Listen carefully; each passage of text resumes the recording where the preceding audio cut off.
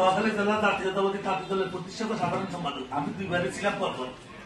দুর্ভাগ্যের বিষয় হচ্ছে আমাদের জেলার রাজনীতির যে সমস্যা, এখানে মনে করেন আমাকে যদি মোহাম্মদ শাহজাহান ভাই মনোনীত করে তাহলে আমার বিরুদ্ধে করে এই ওনার মানে অপ্রাসঙ্গিক রাজনীতির ঘোষণালে পড়ে আমি তেমন কোনো কাজকর্ম করতে পারি না, মানে সাংগঠনিক, যার জন্য আমার তেমন পরিচিত হয় না।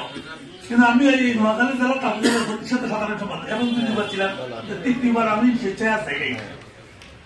এছাড়া আমি দীর্ঘদিন একবার ছাত্র জীবন থেকে জাতীয়তাবাদী দলের সাথে ছিলাম, এখন পর্যন্ত আছি। আবু সাহেব ভাইয়ের সাথে আমার দীর্ঘ 14 বছরের সুসম্পর্ক। আমি ওনার রাজনৈতিক দেখাশোনা করি, এখানে প্রতিনিধিত্ব করি। আসলে আমি দেশমাতা ফাউন্ডেশনের নোয়াখালী জেলার প্রতিনিধি ওনার পক্ষ থেকে। আমি এখন কথা বলতে চাইছিলাম না, তারপরে এখন পাশিম বাবু জি আপনাদের সকলের আজকের উপস্থিতির জন্য কৃতজ্ঞ। আমরা দেশমাতা ফাউন্ডেশন একটা সামাজিক প্রতিষ্ঠান, এখানে সমাজসেবামূলক কাজ হয়। এই প্রতিষ্ঠানের মাধ্যমে আগামীতে আরো ভালো কিছু করার জন্য আমরা চেষ্টা করব। আপনাদের আজকে সকলের উপস্থিতি এবং সকলের সহযোগিতাকে প্রতি আমি কৃতজ্ঞ। দেশমাতা ফাউন্ডেশনের পক্ষ থেকে আপনাদেরকে ধন্যবাদ। সর্বশেষ বলবো, আমাদের নেতা মোহাম্মদ শাহজাহান ভাই খুবই অসুস্থ, ওনার জন্য সকলে আন্তরিকভাবে দোয়া করবেন। আমরা এক মুসলমান ভাই আর মুসলমান ভাইয়ের অসুস্থতার জন্য আরোগ্য সুস্থতার জন্য দোয়া করা আমাদের নৈতিক কর্তব্য। আমাদের বাংলাদেশ জাতীয়তাবাদী সকল স্তরের নেতা কর্মী স্বাধীনভাবে সুস্থ থাকুক। যেহেতু আমরা দীর্ঘ সরকারের অবস্থান ব্যাপক নির্যাতনের নিপীড়নের শিকার, আমি নিজেও গত বছর 2.5 মাস জেল খেয়েছি। আমার জেল পাট্টা যারা আলমগীর ভাই একই দিনই ধরা খেয়েছি, আধা ঘন্টা আগে থেকে। আমরা আমার হাফিজ ভাই আমরা বরকি সকালে সন্ধ্যা সকালে আমাদেরকে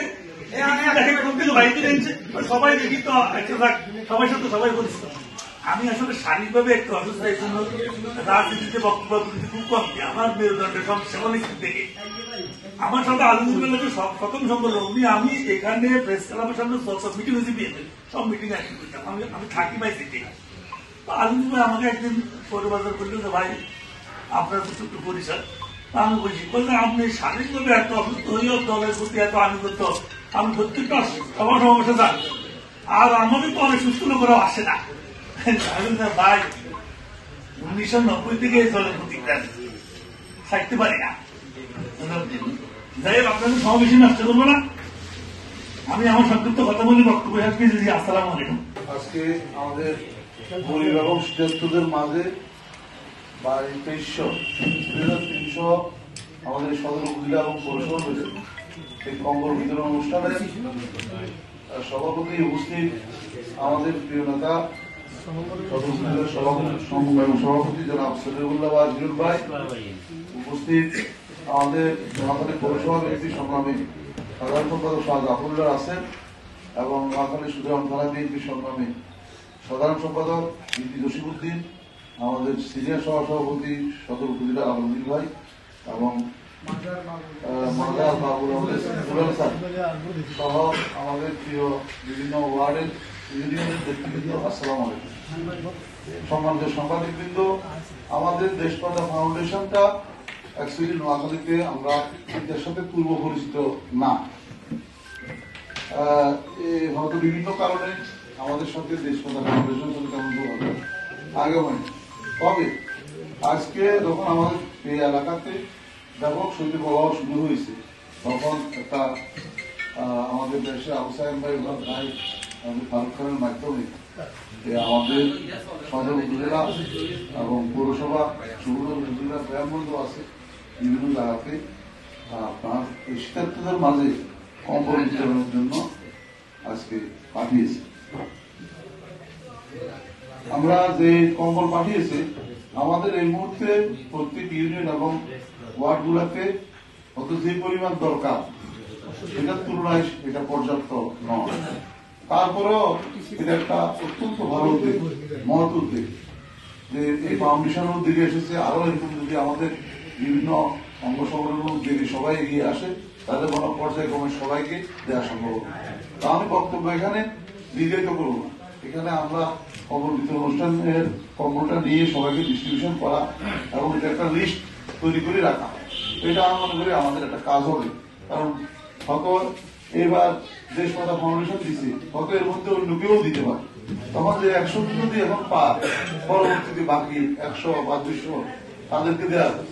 আমার মনে হয় এখানে আমাদের ইউনিয়ন এবং ওয়ার্ডের নেতারা যারা আছেন সবাই তাদেরকে দিবেন, তাদের একটা লিস্ট একবারে ঠিক নাম সহ, পিতার নাম সহ একটা লিস্ট রাখলে একটা ডাটাবেজের মধ্য দিয়ে আমরা ভবিষ্যতে অন্য কেউ দিলে আবার নতুন করে সংযোগ করতে পারি। পাশাপাশি এটা আরেকটা আমার ব্যক্তিগত সাজেশন, যেহেতু আমি দীর্ঘদিন থেকে আমাদের নেতা মোহাম্মদ শাহজাহানের অনুপ্রেরণায় এবং নোয়াখালীর বিভিন্ন সময় কম্বল, টিন, বিভিন্ন খাদ্য সামগ্রী, তারপরে ত্রাণ সামগ্রী বিতরণের আমার সুযোগ হয়েছে বা ইচ্ছা আছে। যার কারণে আমি বলবো যে আজকে যে এখানে যে আমাদের 100 ইউনিয়ন যেটা আছে, এটাতে আমাদের কিন্তু নেতাদের, এখানে আমাদের যারা নেতারা যারা আছে সবার একটা তুলনামূলক একটা বিষয়, যদি কোনো বিতরণের কোনো ত্রুটি থাকে, যেহেতু 100 যারা পাবে না তারা কয়েক হাজার, তারা বলতে কিন্তু যারা পাইছে তারা বলবে না। তো বিদেশগামী এই যে আপনার আদম ব্যবহারের মতো অবস্থা, যারা যাইতে পারে তারা কিন্তু সুনাম করে না। একজন যদি এক গ্রামে না যেতে পারে, সে 13 গ্রামে মোটামুটি বলি বেড়াইতে পারে। এখন এখানে কম্বল আসছে, কে দিছে, কতগুলো পাইছে, আমাদের ইউনিয়নের নেতারা কত 100 পাইছে। এইটা বলার আগে তবু আমাদের নেতারা সব করবে আড়াআড়ি করি বিভিন্ন জায়গায় খেয়ে ফেলেছে, দিয়ে ফেলেছে। এই কথাটা যাতে না বলতে পারে, আমি মনে করি আপনারা নিজেরা আগে গোপনে বসি একেবারে হতদরিদ্র তাদের একটা লিস্ট করি, একবারে হতদরিদ্র লিস্ট করি তাদেরকে দিয়ে দিলে তাহলে আর কারো গায়ে কোনো কথা আসবে না। আমি আমাদের নোয়াখালী জেলা বিএনপির পক্ষ থেকে দেশমাতা ফাউন্ডেশন এই ধরনের উদ্যোগ নেওয়ার জন্য আন্তরিক কৃতজ্ঞতা জানিয়ে আমাদের নেতা, সমস্ত নেতা কর্মীরা যারা এখানে এসেছেন নেওয়ার জন্য, তাদের কষ্ট করার জন্য আন্তরিক কৃতজ্ঞতা জানিয়ে সাংবাদিক কিন্তু যারা আছেন তাদেরকে শুভেচ্ছা জানিয়ে আমার বক্তব্য শেষ করছি। আল্লাহ হাফেজ। বাংলাদেশ জিন্দাবাদ, দেশমাতা ফাউন্ডেশন জিন্দাবাদ, এবং খালেদা জিয়া দীর্ঘজীবী হোক।